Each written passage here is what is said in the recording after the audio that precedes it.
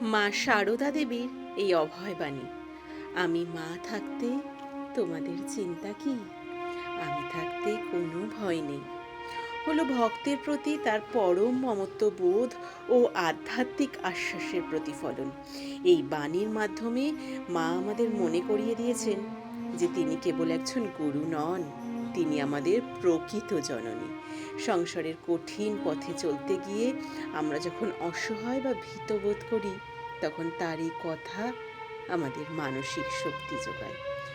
জয় শ্রী শ্রী মা শারদার জয়, জয় শ্রী শ্রী ঠাকুর পরমহংস রামকৃষ্ণদেবের জয়। শ্রী শ্রী মা শারদা ও রামকৃষ্ণদেবের দিব্য দর্শনে আপনাদের সকলের জীবন হয়ে উঠুক মঙ্গলময়। সকলে ভালো থাকুন, সুস্থ থাকুন।